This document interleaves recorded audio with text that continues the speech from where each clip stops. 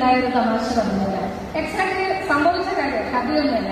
അവിടെ ഞങ്ങളുടെയൊക്കെ ഏറ്റവും സീനിയർ ആയിട്ടുള്ള അഭിഭാഷകരിൽ ഒരാളായിരുന്നു ഒ.പി. വെപ്പായ എന്ന് പറഞ്ഞിട്ടുണ്ടെങ്കിൽ അവർക്ക് തൃശ്ശൂരിന്റെ പ്രത്യേകത നമുക്കറിയാം. ധാരാളം ചിട്ടി കമ്പനികളുള്ള സ്ഥലമാണ്. ചിട്ടി കമ്പനികളുടെ ആസ്ഥാനമാണ് തൃശ്ശൂർ എന്ന് പറയുന്നത്. അപ്പോൾ ഈ മണി സ്യൂട്ട്സ് ധാരാളം അവിടെയുണ്ടാണ്. അപ്പൊ ഇവരൊക്കെ സ്ഥിരമായിട്ട് പ്ലെയിൻറ്റിഫ്സിന് വേണ്ടിയിട്ട് അപ്പീൽ ചെയ്യുന്ന ആളുകളാണ്. അപ്പൊ അങ്ങനെ തേർഡ് അഡീഷണൽ മുനിസിപ്പൽ കോടതിയിലൊക്കെ ഒത്തിരി ഇരിക്കുകയാണ്. അപ്പോൾ നിറച്ച് കെട്ടുകൾ അന്യായക്കാരാണ്. അപ്പൊ ആരും മറ്റേ റെഫൈവത്തിൽ അവിടെ ഇരിക്കുന്ന കണ്ടപ്പോൾ ഒരു കെട്ട് കൊണ്ട് റെപ്രസെന്റ് ചെയ്യാൻ പറ്റും. ഡിഫൻഡന്റിന് വേണ്ടിയിട്ട് പത്രികയ്ക്ക് സമയം ചോദിക്കാൻ വേണ്ടിയിട്ടാണ് കൊടുത്തിട്ടുണ്ടായിരുന്നത്. കേസ് വിളിച്ചു, എഴുന്നേറ്റ് നിന്നും അദ്ദേഹം റിട്ടേൺ സ്റ്റേറ്റ്മെന്റിന് സമയം ചോദിച്ചു. അപ്പോൾ മുൻസിഫ് പറഞ്ഞു so many chances were already given എന്ന് പറഞ്ഞിരുന്നു. റെഫൈവത്തിൽ പറഞ്ഞു more chance may be granted as last chance എന്നൊക്കെ പറഞ്ഞ് വളരെ കൃത്യമായിട്ട് പറഞ്ഞുകൊണ്ട് നിൽക്കാം. അപ്പൊ അന്യായക്കാർക്ക് അവിടെ റെപ്രസെന്റേഷൻ ഇല്ല. സ്വാഭാവികമായിട്ടും ബെഞ്ചുകൾക്ക് പേര് വിളിച്ചപ്പോൾ ഒ.പി. വെപ്പായി എന്നുള്ള പേര് അന്യായക്കാർക്ക് വിളിച്ചു കഴിഞ്ഞപ്പോൾ വേഗം തന്നെ കയ്യിലിരുന്ന കെട്ട് അന്ന് ഇട്ടിട്ട് പറഞ്ഞു ഒ.പി. വെപ്പായി ഒക്കെ പറഞ്ഞു so many chances were already given your honour may be set them ex parte എന്ന് പറഞ്ഞു എന്ന് പറയുമ്പോൾ അത് അവിടെ ഒരു അഡ്വക്കസി ഉണ്ട്. അവിടെ ഒരു അഡ്വക്കസി എന്ന് പറഞ്ഞാൽ ആ within no gap of time അദ്ദേഹത്തിന് എന്ത് സാധിച്ചിട്ടുണ്ടായിരുന്നു, സ്വിച്ച് ഓഫ് ചെയ്യാനായിട്ട് സാധിച്ചിട്ടുണ്ടായിരുന്നു. അതിനെയാണ് പ്രസൻസ് ഓഫ് മൈൻഡ് എന്ന് പറയുന്നത്. എന്ത് എങ്ങനെ എപ്പോൾ പറയണം എന്ന് പറയുന്നത് പ്രസൻസ് ഓഫ് മൈൻഡ് എന്ന് പറയുന്നത് ഒരു അഭിഭാഷകനെ സംബന്ധിച്ച് ഏറ്റവും നിർബന്ധമായിട്ടുള്ള ഒരു കാര്യമാണ്. പലപ്പോഴും ഇത് പറയുന്നതിനൊരു കാരണം എന്താണെന്ന് വെച്ച് കഴിഞ്ഞിട്ടുണ്ടെങ്കിൽ നമ്മൾ പലപ്പോഴും ശ്രദ്ധിക്കാറുണ്ട്. ഇപ്പൊ വരുന്ന നമ്മുടെ പുതിയ തലമുറ ആളുകൾ എന്ന് പറഞ്ഞു കഴിഞ്ഞിട്ടുണ്ടെന്നുണ്ടെങ്കിൽ ഇപ്പൊ നമ്മൾ എവിടെയാണ് ഇൻഫിനിറ്റിയിലൊക്കെ എത്തി നിൽക്കുകയാണ്. ഇവിടെ എഞ്ചിനീയറിംഗ് കഴിഞ്ഞു, ആൽഫ കഴിഞ്ഞു, ബീറ്റ കഴിഞ്ഞു, ഇൻഫിനിറ്റിയിലൊക്കെയാണ് ഇപ്പോഴത്തെ ജനറേഷൻ എന്നാണ് പറയുന്നത്. ഏറ്റവും നല്ല കാര്യമാണ്. കാരണം ഏറ്റവും പ്രോഗ്രസീവ് ആയിട്ടുള്ള മൂവ്മെന്റ്സ് ആണ് അതൊക്കെ എന്ന് പറയുന്നത്. പക്ഷെ പലപ്പോഴും നല്ല ലാംഗ്വേജും നല്ല ഭാഷയുണ്ട്. നമ്മുടെ പുതിയ തലമുറ അഭിഭാഷകരിൽ നമ്മൾ ശ്രദ്ധിക്കുന്ന ഒരു കാര്യം, പണ്ട് നമ്പൂതിരി പറയുന്നത് പോലെ CAT എഴുതി അതിനെ കാറ്റെന്ന് വാങ്ങിച്ചു അത് പൂച്ചയാണെന്ന് മനസ്സിലാക്കേണ്ട സാഹചര്യമില്ല. കാരണം എല്ലാം ഒരു CBSE or ICSE പോലെയുള്ള സ്കൂളുകളിൽ പഠിച്ച് നല്ല രീതിയിൽ നല്ല ഒരേറ്റീവ് സ്കില്ലുള്ള കുട്ടികളാണ് നമ്മൾ വരുന്നത്. പക്ഷെ പലപ്പോഴും കണ്ടുവരുന്നത് അക്യുറസി മിസ്സിംഗ് ആണ് എന്നുള്ളതാണ് കണ്ടുവരുന്നത്. ഒരു ഉദാഹരണം ഞാൻ പറഞ്ഞുതരാം. ഞാൻ എറണാകുളത്ത് ഇരിക്കുന്ന സമയത്ത് ഒരു ജൂനിയർ അഭിഭാഷക വന്ന് ഇത് നോട്ട് പ്രസ് ചെയ്തു. എന്തോ ഹർജി എന്തോ ആണ് നോട്ട് പ്രസ് ചെയ്തു. ക്വൈറ്റ് നാച്ചുറലി സ്പോണ്ടേനിയസ് ആയിട്ട് ഞാൻ പറഞ്ഞു ഈ എൻഡോസ് ഇറ്റ് എന്ന് പറഞ്ഞു. അപ്പൊ അതിനേക്കാളും സ്പോണ്ടേനിയസ് ആയിട്ട് ആ കുട്ടി പറഞ്ഞു ആ പേരെയൊന്നും തരുമോ. അപ്പൊ ഇതൊരു തമാശയില്ല, ഇതുണ്ടായ കാര്യമാണ്. അപ്പൊ പേരെയൊന്ന് തരുമെന്ന് ചോദിച്ച സമയത്ത് പെട്ടെന്ന് ഞാനും എന്റെ ബെഞ്ചുകാർക്കൊക്കെ ഒന്ന് സ്റ്റക്ക് ആയിപ്പോയി. കാരണം നമ്മൾ കേൾക്കാത്തൊരു സാധനം എൻഡോസ് ഇറ്റ് എന്ന് പറയുമ്പോൾ ഷീ ആസ്ക്ഡ് പേര്. അപ്പൊ അവരുടെ പേര് ഞാൻ ചോദിച്ചു. അപ്പൊ പിന്നെ നമ്മൾ അതിലേക്ക് പ്രാധാന്യം പ്രാപിച്ച് പെട്ടെന്ന് തന്നെ ബെഞ്ചുകാർക്കോട് പറഞ്ഞ് പേര് കൊടുക്കുന്നത് ബെഞ്ചിന് വളരെ കൂടുതലായിട്ട് ബെഞ്ചുകാർക്കിന്റെ പേര് എൻഡോസ് ചെയ്ത് വന്നു. അപ്പൊ അവരെ സംബന്ധിച്ച് അവർക്ക് അതിൽ അൺയൂഷ്വൽ ആയിട്ട് ഒന്നുമില്ല. എന്താ എന്തെങ്കിലും പേരുണ്ടായിരുന്നില്ല ഞാൻ പേര് ചോദിച്ചു പഠിച്ചത് എന്നുള്ളതാണ് അവരെ സംബന്ധിച്ച് വരുന്നത്. അപ്പൊ നമ്മൾ ചിന്തിക്കുമ്പോൾ അങ്ങനെ ചോദിക്കാവോ എന്ന് ചോദിച്ചു കഴിഞ്ഞിട്ടുണ്ടെങ്കിൽ തിരിച്ച് നമ്മളോട് പുതിയ തലമുറ ചോദിക്കുകയാണ് എന്റെ അതിന് കുഴപ്പം എന്ന് പറയുമ്പോൾ നമുക്ക് nothing is there two point it out ഒരു കുഴപ്പം എന്ന് പറയാൻ സാധിക്കില്ല. പക്ഷെ അവിടെ ഒരു സാങ്ക്ടിറ്റി എന്ന് പറയുന്ന ചില സാധനങ്ങളുണ്ട്. ഇപ്പൊ ഉദാഹരണത്തിന് എന്തുകൊണ്ടാണ് ഡയസ് ക്രോസ് ചെയ്തത് എന്ന് പറയുന്നത് CPCയിലോ CRPCയിലോ റൂൾസ് ഓഫ് പ്രാക്ടീസിലോ എവിടെയും പറയുന്നില്ല ഡയസ് ക്രോസ് ചെയ്യരുതെന്ന്. പക്ഷെ അതൊരു കൺവെൻഷൻ പ്രാക്ടീസ് എന്നുള്ള രീതിയിൽ ചെയ്തു വരുന്നു. പക്ഷെ പലപ്പോഴും കണ്ടുവരുന്നത് ഇപ്പൊ പുതിയ ആളുകൾ എന്ന് പറഞ്ഞു അതുകൊണ്ട് എന്ത് സംഭവിച്ചു എന്നൊരു കൗണ്ടർ ക്വസ്റ്റ്യൻ നമ്മളോട് ചോദിച്ചിട്ടുണ്ടെങ്കിൽ നമുക്കതിനെ സംഭവിച്ചത് ഇന്നതാണെന്നോ അല്ലെങ്കിൽ what is the basis for that എന്ന് നമ്മളോട് ചോദിച്ചു കഴിഞ്ഞിട്ടുണ്ടെങ്കിൽ ഇതാണ് അതിന്റെ ഇഷ്യൂ എന്ന് നമുക്ക് പറയാനോ സാധിക്കില്ല. പക്ഷെ പലപ്പോഴും സംഭവിച്ചു വരുന്ന പലപ്പോഴും കണ്ടുവരുന്ന ഇത്തരം കാര്യങ്ങളൊക്കെ നമുക്ക് പുസ്തകങ്ങളിൽ നിന്നല്ല പഠിക്കേണ്ടത്. അതാണ് പ്രാക്ടീസ് എന്നുള്ളത് കൊണ്ട്. അതായത് കണ്ണും കാതും തുറന്നിരിക്കുക എന്നുള്ളതാണ് ഏറ്റവും വലിയ കാര്യം എന്ന് പറയുന്നത്. അത് അഭിഭാഷക വൃത്തിയിൽ ഏറ്റവും നിർബന്ധമായിട്ട് ഉണ്ടാകേണ്ട ഒരു കാര്യമാണ്. ഞാൻ 1999 എൻറോൾ ചെയ്തു എന്ന് നിങ്ങളോട് പറഞ്ഞപ്പോൾ ഞാനിപ്പോ എന്റെ ഒരു എക്സ്പീരിയൻസ് ഷെയർ ചെയ്ത് നിങ്ങളെ ബോറടിപ്പിക്കാന്നല്ല ഉദ്ദേശിക്കുന്നത്. അങ്ങനെ സെപ്റ്റംബറിൽ പ്രാക്ടീസ് തുടങ്ങി. ഒക്ടോബറിൽ സെക്കൻഡ് സാറ്റർഡേ സൺഡേ എന്റെ സീനിയർ എന്നെ വിളിച്ചിട്ട് ഒരു അന്യായം എനിക്ക് ഡിറ്റേഷൻ തന്നു. ഞാനത് എഴുതിയെടുത്തു. അന്യായം എന്നായിരുന്നു OS 696/99 എന്ന് പറയുന്ന സബ് കോടതിയിലത്തെ അന്യായമാണ്. ഞാൻ ഫസ്റ്റ് വക്കാലത്തിട്ട കേസാണ്, ഫസ്റ്റ് എഴുതിയ കേസാണ്, ഫസ്റ്റ് മൂവ് ചെയ്ത കേസാണ്. അപ്പോൾ അന്ന് സീനിയർ അത് പറഞ്ഞു തന്നു മുഴുവൻ നമ്മൾ ഇതിന് എഴുതുക. ഇത്രത്തോളം കമ്പ്യൂട്ടർ ഫെസിലിറ്റീസ് ഒന്നുമില്ല. നമ്മൾ എഴുതുന്നു, ടൈപ്പിസ്റ്റ് മാരത് അടിക്കുന്നു അല്ലെങ്കിൽ പുറത്ത് കൊടുത്ത് അടിക്കുന്നു, അത്തരം രീതികളാണ്. മുഴുവൻ ഇരുന്ന് അത് നമ്മൾ ഡ്രാഫ്റ്റ് ചെയ്ത് അതിനുശേഷം നമ്മൾ ഉമസ്തന്മാരൊക്കെ പ്രിപ്പയർ ചെയ്തു. തിങ്കളാഴ്ച രാവിലെ നമുക്ക് സീനിയർ എന്നോട് ചോദിച്ചു, ഹണിക്ക് ഈ അന്യായം മൂവ് ചെയ്യാമെന്ന് ചോദിച്ചു. അപ്പോൾ വിവരമില്ലാത്തത് കൊണ്ട് ഞാൻ വേഗം സമ്മതിച്ചു, മൂവ് ചെയ്യാമെന്ന് പറഞ്ഞു. അത് കഴിഞ്ഞ് അവിടെ ഫസ്റ്റ് അഡീഷണൽ സബ് കോടതിയിലായിരുന്നു. ചെന്നു ഇരുന്നു, കേസ് മൂവ് ചെയ്തു. കേസ് മൂവ് ചെയ്ത് കഴിഞ്ഞ് എന്റെ ഭാഗത്തിന് ഇന്റൻഷനും കിട്ടി, കമ്മീഷനും കിട്ടി. അപ്പോൾ ആക്ച്വലി സീനിയർ പുറകെ വന്നിരിക്കുന്നുണ്ടായിരുന്നു. അത് സീനിയർ അത് നല്ലോണം ചെയ്തു എന്നുള്ള രീതിയിൽ വന്നു. പക്ഷെ പിന്നീട് കാലേ മുന്നോട്ട് പോയി പ്രാക്ടീസ് മുന്നോട്ട് പോയി കഴിഞ്ഞ് കഴിഞ്ഞപ്പോൾ ഇന്നും ഈ നിമിഷത്തിൽ ഉൾപ്പെടെ ഞാൻ എത്രത്തോളം ഈ ഒരു 6 മാസം കഴിഞ്ഞപ്പോൾ അല്ലെങ്കിൽ 1 വർഷം കഴിഞ്ഞപ്പോൾ ഉണ്ടായ ഒരു തിരിച്ചറിവ് ഉണ്ടായിരുന്നെങ്കിൽ ഒരിക്കലും ആ അന്യായം മൂവ് ചെയ്യാൻ പറഞ്ഞ സമയത്ത് ഞാനത് സമ്മതിക്കില്ലായിരുന്നു. തിരിച്ചറിവില്ലാത്തത് കൊണ്ടാണ് അത് സമ്മതിച്ചത്. കാരണം എന്താണെന്ന് വെച്ച് കഴിഞ്ഞാൽ ഇപ്പോഴും നമുക്ക് ഒരു അന്യായം മൂവ് ചെയ്യാന്ന് പറഞ്ഞാൽ ടെൻഷനുള്ള ഒരു കാര്യമാണ്. കാരണം അന്യായം മൂവ് ചെയ്ത് ആ സമയത്ത് ഇൻജക്ഷനോ കമ്മീഷനോ കിട്ടിയില്ലെങ്കിൽ പിന്നീട് അന്യായം ഡിഗ്രി ചെയ്തു എന്ന് പറഞ്ഞാൽ പോലും നമ്മുടെ കക്ഷിയെ സംബന്ധിച്ച് അവിടെ ഒരു എന്താ പറയുക ഒരു സാറ്റിസ്ഫാക്ഷന്റെ കുറവുണ്ടാവും. ആ മൂവ് ചെയ്ത സമയത്ത് ഇൻജക്ഷൻ കിട്ടുക എന്നുള്ളതാണ് നമ്മളെ സംബന്ധിച്ച് ഏറ്റവും വലിയൊരു കാര്യം.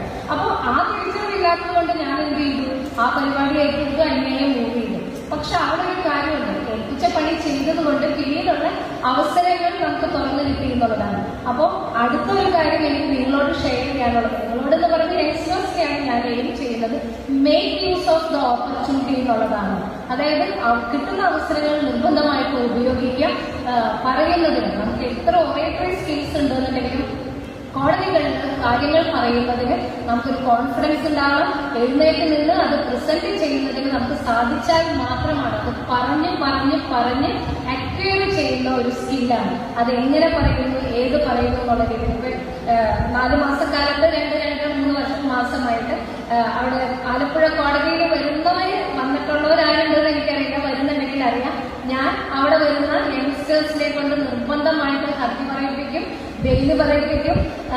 അഡ്ജേൺമെന്റ് കൊടുക്കുന്ന സമയത്ത് ഞാൻ പറയും അതിൽ grant time provided you should come and argue the matter എന്നുള്ളത് പറഞ്ഞ് പേരിൽ ചോദിച്ച് അവരെ കൊണ്ട് ആർഗ്യൂ ചെയ്യിപ്പിച്ച്, അല്ലെങ്കിൽ ബെയിലുണ്ടെങ്കിൽ അവരെ കൊണ്ട് പറയിപ്പിച്ച്. കാരണം അത് പറയിപ്പിക്കുന്നത് എന്തിനാന്ന് വെച്ച് കഴിഞ്ഞിട്ടുണ്ടെങ്കിൽ അത് എഴുന്നേറ്റ് നിന്ന് പറഞ്ഞാൽ മാത്രമാണ് നമുക്ക് ആ പറയുന്നതിനുള്ള നമ്മുടെ പ്രാക്ടിക്കലായിട്ടുള്ള ബുദ്ധിമുട്ടുകൾ നമുക്ക് മാറി നമുക്ക് അതിലേക്ക് വരാനായിട്ട് സാധിക്കുന്നു എന്നുള്ളത് കൊണ്ടാണ്. അപ്പോൾ അഡ്വക്കസിയെ സംബന്ധിച്ച് നമ്മൾ എത്ര പറഞ്ഞാലും നമുക്ക് സാധിക്കില്ല. ഇപ്പോൾ ഉദാഹരണത്തിന് പണ്ടൊക്കെ നമ്മളെപ്പോഴും ഇപ്പൊ നമുക്ക് ഡിസിഷൻസ് ഫിംഗർ ടിപ്പിലാണ് എന്ന് പറയുമ്പോൾ ഓൺലൈനിലുണ്ട്, പല ഫെസിലിറ്റീസ് ഉണ്ട്, എവിടെ നിന്ന് വേണമെങ്കിലും ഡിസിഷൻസ് കിട്ടാമെന്ന് പറയുന്നു. ഞാനൊക്കെ പ്രാക്ടീസ് തുടങ്ങിയ കാലത്ത് പോലും 2000-ന്റെ തുടക്കകാലത്ത് പോലും ഒരു ഡിസിഷൻ വേണമെന്നുണ്ടെങ്കിൽ അന്ന് നമുക്ക് AR മാനുവൽ മാത്രമേ ഉള്ളൂ. KLT ഡൈജസ്റ്റ് പോലും ആ സമയത്തില്ല. AR മാനുവൽ എടുക്കുക, ബന്ധപ്പെട്ട സബ്ജക്റ്റിന്റെ കമന്ററി വായിച്ചു നോക്കുക, ആ കമന്ററി വായിക്കുന്നതനുസരിച്ച് അതിന്റെ സൈറ്റേഷൻ അനുസരിച്ച് പുസ്തകം എടുത്ത് വായിക്കുക. ചിലപ്പോൾ മാനുവലിന്റെ കമന്ററിയിൽ പറയുന്നതനുസരിച്ച് നമ്മുടെ പുസ്തകം എടുത്ത് വായിച്ചു നോക്കുമ്പോൾ ചിലപ്പോൾ എന്താണ് ഹെഡ് നോട്ടും ടെക്സ്റ്റുമായിട്ട് ചിലപ്പോൾ ബന്ധം ഉണ്ടാവില്ല, അല്ലെങ്കിൽ നമ്മൾ ഉദ്ദേശിക്കുന്ന കാര്യമായിട്ട് ബന്ധം ഉണ്ടാവില്ല. അപ്പോൾ നമ്മൾ അതിനൊരു എഫേർട്ട് എടുക്കും. പക്ഷെ ആ എഫേർട്ട് എടുക്കുമ്പോൾ ഒരു ഗുണം എന്താണെന്ന് വെച്ച് കഴിഞ്ഞാൽ നമ്മൾ ഈ മാനുവലൊക്കെ വായിക്കുകയോ നോക്കുകയോ ഒക്കെ ചെയ്യുമ്പോൾ പല ആവർത്തി വായിച്ചൊക്കെ പോകുന്ന സമയത്ത് അത് പല ആവർത്തിയായി നമ്മുടെ മനസ്സിലേക്ക് അത് എത്തിപ്പെടുമ്പോൾ പല പൊസിഷൻസും നമുക്കറിയാം. മാത്രമല്ല നമ്മുടെ കേസ് അല്ലെങ്കിൽ പോലും മറ്റൊരു സീനിയേഴ്സോ അല്ലെങ്കിൽ മറ്റുള്ളവരോ കോടതിയിലോ മറ്റു കേസുകൾ വാദം പറയുന്ന സമയത്ത് ശ്രദ്ധിച്ചിരിക്കുമ്പോൾ അവർ പറയുന്ന പൊസിഷൻസ്, അവർ പറയുന്ന മറ്റു കാര്യങ്ങളൊക്കെ നമ്മൾ ശ്രദ്ധിച്ചിട്ടുണ്ടെന്നുണ്ടെങ്കിൽ ഒരു പക്ഷേ 1 കൊല്ലം കഴിയുമ്പോഴോ 2 കൊല്ലം കഴിയുമ്പോഴും അതുപോലൊരു കേസ് നമുക്ക് വരുന്ന സമയത്ത് മിനിമം നമുക്ക് എന്ത് റീകളക്ട് ചെയ്യാൻ സാധിക്കും, ഇങ്ങനൊരു പൊസിഷൻ കോടതിയിൽ ഇന്ന ഒരു വക്കീല് പറയുന്നത് ഉണ്ടല്ലോ, അത് നോക്കാലോ എന്നുള്ള രീതിയിൽ നമുക്ക് മനസ്സിലാക്കാനായിട്ട് സാധിക്കും. അപ്പൊ അതാണ് നമ്മൾ സാധാരണ എപ്പോഴും പറയുന്നതാണ് 25% ഉപമുഖത്തിൽ നിന്ന് 25% പുസ്തകത്തിൽ നിന്ന് സ്വയാർജിതം എന്നൊക്കെ പറയുന്നത്. ഏറ്റവും അധികം അപ്ലിക്കബിൾ ആയിട്ടുള്ള ഒരു പ്രൊഫഷനാണ് ഈ അഭിഭാഷക പ്രവൃത്തി എന്ന് പറയുന്നത്. അപ്പൊ അവിടെ നിർബന്ധമായിട്ടും നമ്മൾ കണ്ണും കാതും തുറന്നിരിക്കുക. കണ്ണും കാതും തുറന്നിരിക്കുകയാണ് ഞാൻ നിരന്തരം നിങ്ങളോട് പറയുന്നതിന്റെ കാരണം എന്താണെന്ന് വെച്ച് കഴിഞ്ഞാൽ ഇപ്പൊ പലരും വരുമ്പോ എന്താണ് കാത് അടച്ചു വെച്ചിട്ടാണ് കോടതിയിൽ വരുന്നത്. കണ്ണ് തുറന്നിരിക്കുന്നുണ്ടെങ്കിലും കണ്ണ് ഒരു സ്ഥലത്ത് മാത്രം കോൺസെൻട്രേറ്റ് ചെയ്ത് വെക്കുകയാണ്. കാരണം വേറൊന്നുമില്ല, കാത് പ്ലഗ് ചെയ്തു എന്ന് പറഞ്ഞാൽ അടച്ചു വെച്ചു എന്ന് പറഞ്ഞു കഴിഞ്ഞാൽ മിക്കവരുടെയും ചെവിയിൽ എന്താണ് ഇയർഫോൺസ് ആണ് ഇരിക്കുന്നത് മിക്കവരുടെയും ചെവിയിൽ. അപ്പോൾ അവരുടെ കയ്യിലിരിക്കുന്ന കാര്യമില്ലാതെ ബാക്കി സറൗണ്ടിങ്സിൽ നടക്കുന്ന ഒരു കാര്യം പോലും അവിടെ അറിയത്തില്ല. കണ്ണ് എവിടേക്കാണ് കോൺസെൻട്രേറ്റ് ചെയ്യുന്നത്? സ്ക്രീനിലാണ്. അപ്പൊ എന്ത് നടക്കുന്നു ചുറ്റും എന്നുള്ളതിനെ പറ്റി പോലും ഇവൻ കോടതി റേസ് ചെയ്താൽ പോലും ചെന്ന് തട്ടി വിളിച്ച് എഴുന്നേൽപ്പിച്ച് വിടേണ്ട അവസ്ഥയിലേക്ക്, അതിശയോക്തിയല്ല, പല സമയത്തും നടക്കുന്ന കാണുന്ന കാര്യങ്ങളാണ്. അപ്പൊ ആ രീതിയിലേക്ക് പോകാതെ എന്റെ കേസ് മാത്രമല്ല, നമ്മൾ ഓരോരുത്തരും അവിടെ നടക്കുന്ന കാര്യങ്ങൾ എന്താണെന്ന് മനസ്സിലാക്കുക. ചിലപ്പോൾ പല പൊസിഷൻസും പല കാര്യങ്ങളും പറയുന്നത്, ഡിസ്കസ് ചെയ്യുന്നത്. ഇന്ന് എന്റെ കോളേജിൽ ഉണ്ടായ ഒരു കാര്യം കൂടെ ഞാൻ നിങ്ങളായിട്ട് ഷെയർ ചെയ്യാം. അതായത് ഇവിടെ ഞാൻ വന്നതിന് ശേഷം സ്ഥിരമായിട്ട് കണ്ടുവരുന്ന ഒരു കാര്യം, വിക്ടിമിന്റെ അപ്പീൽ ഫയൽ ചെയ്യുന്ന സമയത്ത് ഡിലേ കണ്ടിന്യൂഷൻ പെറ്റീഷൻ ഇട്ടിട്ടാണ് ഇവിടെ ഫയൽ ചെയ്ത് കാണുന്നത്. അപ്പോൾ ഞാൻ അതുപോലെ നോക്കിക്കഴിഞ്ഞാൽ വന്നത് ഈ വിക്ടിം ഡിലേ കണ്ടിന്യൂഷൻ പെറ്റീഷന്റെ നോട്ടീസ് പോയതിനു ശേഷം പിന്നീട് അത് അൺസേർവ്ഡ് ഒക്കെ ആയിട്ട് വരുമ്പോൾ എങ്ങനെയും നോട്ടീസ് അയച്ചു, അതിങ്ങനെ പ്രൊലോങ്ഡ് ആയിട്ട് പോകുന്ന സിറ്റുവേഷൻസ് കണ്ടു. അപ്പൊ വാട്ട് ഇസ് ദ മാറ്റർ എന്ന് നമ്മൾ ചോദിക്കുമ്പോൾ പലപ്പോഴും റെപ്രസെന്റ് ചെയ്യുകയാണ് അങ്ങനെ എങ്ങനെയെന്നൊക്കെ പറയും. ഇഫക്റ്റീവ് ആയിട്ടുള്ള ഒരു അസിസ്റ്റൻസ് നമുക്ക് പലപ്പോഴും കിട്ടാറില്ല. അപ്പൊ ഇന്ന് ഇതുപോലെ തന്നെ ഒരു മാറ്റർ ഉണ്ടായ സമയത്ത് ഇതേ സെയിം സിറ്റുവേഷൻ പോസ്റ്റ്, അതായത് നോട്ടീസ് റിട്ടേൺ അൺസേർവ്ഡ് എന്ന് പറഞ്ഞിട്ട് വന്നു. അപ്പൊ ഡിലേ പെറ്റീഷൻ വീണ്ടും ഞാൻ എഴുതി, ഓർഡർ എഴുതി, notice not served as the respondents of not available in the address, case steps in correct address, return of notice എന്ന് പറഞ്ഞ് ഡേറ്റ് വെക്കുന്ന സമയത്ത് എന്റെ മനസ്സിൽ വെറുതെ തോന്നി വാട്ട് ഇസ് ദ മാറ്റർ എന്ന് ഞാൻ ചോദിച്ചു കഴിഞ്ഞപ്പോൾ അവർക്ക് that lawyer was not in a position to convince the matter. അപ്പൊ ഞാൻ ജസ്റ്റ് ജഡ്ജ്മെന്റ് എടുത്ത് നോക്കിക്കഴിഞ്ഞപ്പോൾ ഇറ്റ്സ് എൻ അപ്പീൽ എഗെയിൻസ്റ്റ് അക്യൂട്ടിലാണ്, judgment of acquittal against. Quite natural അത് വ്യക്തിമാണ്. അപ്പൊ വ്യക്തിമാണെന്ന് കണ്ടു കഴിഞ്ഞിട്ട് ഞാൻ ഈ വക്കീലിനോട് ചോദിച്ചു, is there any delay in filing the victim appeal എന്ന് ചോദിച്ചു കഴിഞ്ഞപ്പോൾ വക്കീൽ ആദ്യമൊന്നും മിണ്ടില്ല. ഞാൻ ഉണ്ടോ എന്ന് ചോദിച്ചു കഴിഞ്ഞപ്പോൾ അവിടെ എന്നോട് പറഞ്ഞു 2025 SCC ഓൺലൈൻ എന്ന് പറഞ്ഞിട്ട് എങ്ങനെ പറഞ്ഞു, 2025 SCC ഓൺലൈൻ പറയുന്നു, ബാക്കി എന്താ വടസ്സ വിക്ടം കയറുന്നത്. അപ്പൊ എന്നോട് പറഞ്ഞു ഞാൻ ജസ്റ്റ് വായിച്ചു വന്നു, ജസ്റ്റ് വായിച്ചിട്ട് എന്താ മനസ്സിലായിരുന്നു പറഞ്ഞു തരൂ എന്ന് ചോദിച്ചു. അപ്പൊ പറഞ്ഞു അത് വിക്ടിം അപ്പീലിന് ഡിലേ ഇല്ലാന്നാണ് എന്നുള്ളത്. വിക്ടിം അപ്പീലിന് ഡിലേ ഇല്ലാന്നാണോ പറഞ്ഞത്? ആ അങ്ങനെയാ പറഞ്ഞത്, ഞാൻ ജസ്റ്റ് വായിച്ചപ്പോൾ അങ്ങനെയാ മനസ്സിലായിരുന്നത്. അപ്പൊ ഞാൻ പറഞ്ഞു ജസ്റ്റ് വായിക്കുന്നത് കൊണ്ടുള്ള പ്രശ്നമാണ്, കൃത്യമായിട്ട് വായിക്കാത്തതിന്റെ പ്രശ്നമാണ്. അപ്പൊ ഇതിനൊരു ഹിസ്റ്ററി ഉണ്ട്. കാരണം എന്താണെന്ന് വെച്ച് കഴിഞ്ഞാൽ മിനിയാന്നുള്ള 138ന്റെ 3 കംപ്ലൈനന്റ് അക്യൂട്ടലിന് എഗെയിൻസ്റ്റ് ആയിട്ടുള്ള അപ്പീൽ വിത്ത് ഡിലേ പെറ്റീഷൻ എടുത്ത സമയത്ത് ഞാൻ പറഞ്ഞു ദർ ഇസ് നോട്ട് ഡിലേ. പ്രത്യേകിച്ച് 138ന്റെ complainant whether the complainant in 138 prosecution can be treated as victim എന്ന് പറയുന്ന proposition was decided by lordship justice Nagarathna in 2025. അപ്പൊ ഞാൻ അവിടെ ഇരുന്ന് ഈ പറഞ്ഞു ജസ്റ്റിസ് നാഗരത്നയുടെ ഡിസിഷൻ ഉണ്ട്, I don't remember the exact citation എന്ന് പറഞ്ഞ് കോടതിയിൽ നിന്ന് പിള്ളേരെ കൊണ്ട് ഞാനത് എടുപ്പിച്ചു. അപ്പൊ ആരോ 2025 എന്ന് പറഞ്ഞതാണ് പറഞ്ഞു. ഞാൻ അതാണ്. Before that also justice M ബാബുവിന്റെ ഡിസിഷൻ ഉണ്ട്. Though the provision for victim appeal is introduced in CRPC, no corresponding amendment is in the Limitation Act. അതുകൊണ്ട് ലിമിറ്റേഷൻ ആക്ട് പ്രകാരം വിക്ടിം അപ്പീൽ ഇത്ര ദിവസത്തിനുള്ളിൽ ഫയൽ ചെയ്യണം എന്ന് പ്രൊവിഷൻ ഇല്ലാത്തത് കൊണ്ട് we cannot insist that the appeal by the victim shall be filed within such and such prescribe time എന്നുള്ളത് നമുക്ക് പറയാൻ സാധിക്കില്ല എന്ന് പറഞ്ഞു. എന്നിട്ട് ഞാൻ തന്നെ അവരെ കൊണ്ട് നിങ്ങൾ നോട്ട് പ്രസ് ചെയ്യും, ഈ delay continuation petitions note press ചെയ്യും, എന്നിട്ട് ഒരു അഫിഡവിറ്റ് ഇട്ടാൻ വേണ്ടിയിട്ട് വിക്ടിമിന്റെ അപ്പീലാണ് നോട്ട് ഡിലേ എന്ന് പറഞ്ഞിട്ട് ഒരു അഫിഡവിറ്റ് ഇടുന്നത് പറഞ്ഞ് എടുത്ത് വെച്ചു കാര്യങ്ങൾ ചെയ്തു. അപ്പൊ ഇത് ഞാനിത് ചോദിച്ചപ്പോൾ സൈഡിൽ നിന്ന് ആരോ പറഞ്ഞു കൊടുത്തു കഴിഞ്ഞിട്ട് 2025 ഓൺലൈൻ ഉണ്ട് എന്ന് പറഞ്ഞു കഴിഞ്ഞിട്ട് അപ്പൊ ഞാൻ you tell me you apprise me what is the victim എന്ന് ചോദിച്ചു കഴിഞ്ഞപ്പോൾ that lawyer was not in a position to convince that. എന്നിട്ട് അത് കഴിഞ്ഞിട്ട് വീണ്ടും എന്താ പറയുന്നത്, ഞാൻ ജസ്റ്റ് വായിച്ചു, അപ്പൊ ഇങ്ങനെയാ മനസ്സിലായി. അപ്പൊ എനിക്ക് കാര്യം മനസ്സിലായി, കൈവിട്ട് പോവുകയാണ് എന്നുള്ളത്. ദോ ദ പ്രൊഫഷണൽ സ്റ്റേണ്ടേഴ്സ് എന്താണ്, അഭിഭാഷക കോടതിയിൽ നുണ പറയുന്നവരാണ് എന്ന് പലരും പറയുന്നുണ്ടെങ്കിൽ നമ്മളൊരിക്കലും നുണ പറയുന്നവരല്ല. നമ്മളെന്താ പറയുന്നത്, ഇന്റർപ്രിട്ടേഷനാണ്. ഇന്റർപ്രിട്ടേഷൻ എന്ന് പറഞ്ഞു കഴിയുമ്പോൾ 2:3 എന്നുള്ള പ്രിസിഷൻ 6 എന്ന് പറയുന്ന പ്രിസിഷനോട് കൂടിയിട്ടല്ല നിയമത്തെ പറയുന്നത്. നിയമത്തിന്റെ ഭംഗി എന്താണെന്ന് വെച്ച് കഴിഞ്ഞിട്ടുണ്ടെങ്കിൽ ഇത് ഇങ്ങനെയും ആകാം അങ്ങനെയും ആകാം എന്നുള്ള രീതിയിൽ ഇന്റർപ്രിറ്റ് ചെയ്ത് അതിന്റെ പോസിബിലിറ്റീസും പ്രൊബബിലിറ്റീസും നോക്കി ഏത് പ്രൊബബിൾ ആയിട്ടുള്ള പോസിബിലിറ്റിക്കാണ് കൂടുതൽ ചാൻസ് എന്ന് മനസ്സിലാക്കി അതിന്റെ അടിസ്ഥാനത്തിൽ തെളിവിന്റെ അടിസ്ഥാനത്തിലാണ് നമ്മൾ കേസുകൾ എപ്പോഴും തീരുമാനിക്കുന്നത്.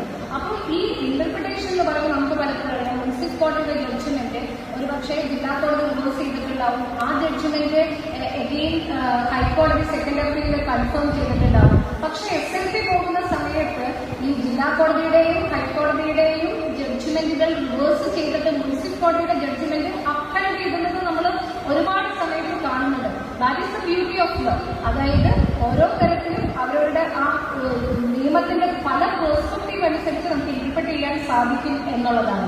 അപ്പൊ ഈ ഇന്റർപ്രിട്ടേഷൻ എന്ന് പറയുമ്പോൾ നമ്മളതിനെ എങ്ങനെ കൊണ്ടുവരും? അത് ഞാൻ സ്ഥിരം പറയാറുണ്ട്, കള്ളത്തരം പറയരുത് എന്ന് പറയുന്നത്. കള്ളത്തരം പറയരുത് എന്ന് പറയുന്നത് ഞാൻ നേരത്തെ അതിലേക്കാണ് വരുന്നത്. അഭിഭാഷകരെ നുണ പറയുന്നതല്ല, നമ്മൾ എന്ത് ചെയ്യുന്നു, നമ്മുടെ തെളിവിന്റെ അടിസ്ഥാനത്തിൽ, നമ്മുടെ ക്ലിയറൻസിന്റെ അടിസ്ഥാനത്തിൽ നമ്മൾ അതിനെ ഓരോ പൊസിഷൻസും ഇന്ന പൊസിഷനിൽ ഇന്ന രീതിയിൽ അപ്ലിക്കബിൾ ആണ് എന്നുള്ള രീതിയിലുള്ള ഇന്റർപ്രിട്ടേഷൻസ് ആണ് നമ്മൾ ചെയ്യുന്നത്. അപ്പോൾ ഈ കള്ളത്തരം പറയരുത് എന്ന് പറയുമ്പോൾ ഉദാഹരണത്തിന് പറയാം, ചിലപ്പോൾ ഇപ്പോൾ നമ്മൾ ബാക്കപ്പ് പേ ചെയ്യാൻ പറഞ്ഞിട്ടുണ്ടാവും.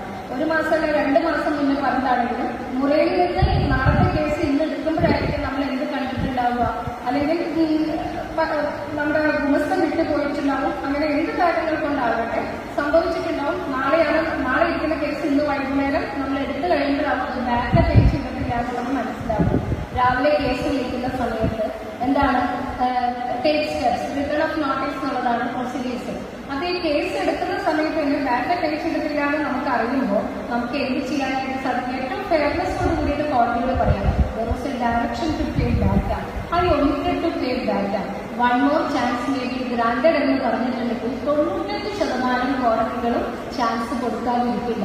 അല്ലെങ്കിൽ ഇന്ന് തന്നെ ഇത് ചെയ്തില്ല എന്ന് പറഞ്ഞ് അന്യായമോ അപ്പീൽ മെമ്മോറാണ്ടമോ തള്ളാനായിട്ട് നിൽക്കില്ല. പക്ഷേ ഇതേ കോണ്ടെക്സ്റ്റ് തന്നെ അവിടെ നമ്മൾ നോക്കുന്നു, ലാസ്റ്റ് പ്രൊസീഡിയേഴ്സ് റിട്ടേൺ ഓഫ് നോട്ടീസ് ആണ്. അപ്പോൾ വന്നിട്ടുണ്ടോ എന്ന് ചോദിക്കുന്നു, ബെഞ്ച് ക്ലർക്കിനോട് ചോദിക്കുന്നു. അപ്പോൾ ബെഞ്ച് ക്ലർക്ക് തിരയുന്നു. അപ്പൊ ചിലപ്പോൾ ചിലർ പറയും സ്റ്റെപ്സ് ഓൾറെഡി ടേക്കൻ എന്നും കൂടെ പറഞ്ഞിട്ടുണ്ടോ. അതും കൂടെ കേൾക്കുമ്പോൾ ഒന്നും കൂടെ കെട്ട് തരും, സ്റ്റെപ്സ് ഉണ്ടോ എന്ന് അറിയാൻ വേണ്ടിയിട്ട്. അങ്ങനെ തെരഞ്ഞ് നോക്കി ഒരു 10 മിനിറ്റ് കഴിഞ്ഞിട്ടുണ്ട് അൾട്ടിമേറ്റ്ലി എന്തുണ്ടാവും, സ്റ്റെപ്സ് എടുത്തിട്ടില്ല എന്നുള്ളത് മനസ്സിലാവും. അപ്പൊ ഈ 10 മിനിറ്റ് പോയതും ഈ രീതിയിൽ പറഞ്ഞതും എല്ലാം കൂടിയിട്ട് എന്തുണ്ടാവും, എന്നാൽ ശരിയാക്കി തരാം, നിങ്ങൾ ഈ രീതിയിൽ എനിക്ക് കൃത്യമായിട്ട് കാര്യം പറഞ്ഞൂടെ, നോ സ്റ്റെപ്സ് ടേക്കൺ എന്ന് പറഞ്ഞിട്ട് എന്ത് ചെയ്യാം, ഞാൻ ചെയ്യുമെന്നല്ല പറയുന്നത്, എന്ത് ചെയ്യാം സ്റ്റെപ്സ് നോട്ട് ടേക്കൺ എന്ന് പറഞ്ഞിട്ട് despite several opportunities steps were not taken, hence dismissed എന്ന് എഴുതാല്ലേ. അപ്പോ ഇതെന്താണ്, ഞാൻ നേരത്തെ പറഞ്ഞത് ഒരു പ്രസൻസ് ഓഫ് മൈൻഡാണ്. കൃത്യമായിട്ട് നമുക്ക് പറയാൻ സാധിക്കാം. ആദ്യം തന്നെ പറയാം, ഇതൊക്കെ എല്ലാവർക്കും സംഭവിക്കും. അപ്പൊ നമുക്കറിയാം, നമ്മുടെ കോടതികൾ ഉണ്ടായ കാലം മുതൽ തന്നെ എപ്പോഴും ലിമിറ്റേഷൻ ആക്ട് പ്രകാരം നമ്മൾ റെസ്റ്റോറേഷനോ അല്ലെങ്കിൽ എക്സ് പാർട്ടി മാറ്റാനോ പെറ്റീഷൻ കൊടുക്കുമ്പോൾ സാധാരണ നമ്മൾ എന്ത് പറയും, ഞാൻ വക്കീലിനെ ഏൽപ്പിച്ചിട്ടുണ്ടായിരുന്നു, വക്കീൽ നടത്തുമെന്ന് വിചാരിച്ചു. അങ്ങനെ ഇരിക്കുന്ന ലിപിയുടെ കടലാസ് വന്നപ്പോഴാണ് വക്കീൽ ശ്രദ്ധിച്ചില്ല എന്ന് മനസ്സിലായത്. വക്കീലിന്റെ അടുത്ത് ചെല്ലുമ്പോൾ വക്കീൽ എന്ത് പറയും, ആക്ച്വലി ഡേറ്റ് 17/7 പക്ഷെ എന്റെ ദിവസം തെറ്റായിട്ട് 17/8 എന്ന് ഡയറിയിൽ നോട്ട് ചെയ്ത് വെച്ചിട്ടുണ്ടായിരുന്നു. അപ്പോൾ ഞാൻ 17/8 ചെന്ന് നോക്കിക്കഴിഞ്ഞ് കഴിഞ്ഞപ്പോഴാണ് കേസ് വിളിച്ചുപോയി തള്ളിയെന്ന് പറഞ്ഞല്ലേ. ഇതൊക്കെ നമ്മുടെ സ്ഥിരം ഡിലേഡ് റീസൺസ് അല്ലേ. ഇതൊക്കെ എല്ലാവർക്കും മനസ്സിലാവും, നമുക്ക് അവിടെ ഇരിക്കുമ്പോൾ മനസ്സിലാവും ഇതൊക്കെ എന്ത് സംഭവിച്ചു, എങ്ങനെ സംഭവിച്ചു എന്നുള്ളത്. പക്ഷെ സ്റ്റിൽ എന്താണ്, നമ്മളതൊക്കെ സഫീഷ്യന്റ് കോസ് ആയിട്ട് കണക്കാക്കി നമ്മൾ ചെയ്തു പോകുന്നു. കാരണം basic principle of limitation act എന്താണ്, dispose of the matter on merits എന്നുള്ളതാണ്. ഒരിക്കലും നമ്മൾ ടെക്നിക്കൽ ഡിസ്പോസൽസിനെ ഒരിക്കലും പ്രൊമോട്ട് ചെയ്യുന്ന ഒരു ആറ്റിറ്റ്യൂഡ് അല്ല ഏറ്റവും പോസിറ്റീവ് ആറ്റിറ്റ്യൂഡ് എന്ന് പറയുന്നത്. അപ്പോ അങ്ങനെ വരുമ്പോൾ സ്റ്റെപ്സ് എടുക്കാമെങ്കിലും ഫയൽ മിസ്പ്ലേസ്ഡ് ആകുന്നതും അല്ലെങ്കിൽ ഒമിഷൻ വരുന്നതും സ്വാഭാവികമാണ്. എത്ര പ്രീ ട്രയൽ സ്റ്റെപ്സിന് വെച്ചിട്ടുണ്ടെന്നുണ്ടെങ്കിലും നമ്മളെപ്പോഴേ സ്റ്റെപ്സ് എടുക്കുന്നു, നമ്മളെപ്പോഴേ സാക്ഷ്യപ്പെടുത്തി ഹാജരാക്കുന്നു, നമ്മളെപ്പോഴേ ഡോക്യുമെന്റ് പ്രൊഡ്യൂസ് ചെയ്യുന്നു, ലിസ്റ്റിലായി എന്നാണോ വിസ്തരിക്കുന്നത് അന്നത്തെ ദിവസമാണ് നമ്മൾ എന്തുണ്ടാവുള്ളൂ, ഹർജി രേഖ സ്വീകരിക്കുന്നതിന്. പിന്നെ മറ്റേ ഫിക്സേഷൻ ഓഫ് ബൗണ്ടറി ആണെങ്കിൽ ഒരു പണിയും കൂടെ കിടന്നിട്ട് അന്നായിരിക്കും നമ്മൾ എന്തിന് ഹർജി കൊടുക്കുന്നുണ്ടാവുക, സർവേ കമ്മീഷന് നമ്മൾ ഹർജി കൊടുക്കുന്നത്. പിന്നെ അതുവരെ മീഡിയേഷൻ പുറംതിരിഞ്ഞു നിന്നിട്ടുള്ള അഭിഭാഷകർ ഏറ്റവും അധികം മീഡിയേഷൻ എതിർത്തിട്ടുള്ള ആളായിരിക്കും. പക്ഷെ ലിസ്റ്റിൽ തന്നെ വന്നിട്ട് എന്ത് പറയുന്നുണ്ടാവും, ready for settlement, there is chance for settlement, may be referred for mediation. ഇതൊക്കെ കേൾക്കുമ്പോൾ നമുക്ക് മനസ്സിലാവും, കാരണം നമ്മളും ഇതുപോലെ തന്നെ മറ്റുള്ളവരോട് പറഞ്ഞു വന്നിട്ടാണ് ഇവിടെ ഇരിക്കുന്നത് എന്നുള്ളത് കൊണ്ട് ആ ചാൻസ് ഫോർ സെറ്റിൽമെന്റും ആ ചാൻസ് ഫോർ റെഡിനെസ് ഒക്കെ നമുക്ക് മനസ്സിലാവും. ഇന്ന് ലിസ്റ്റിൽ റെഡിയല്ല എന്നുള്ളത്.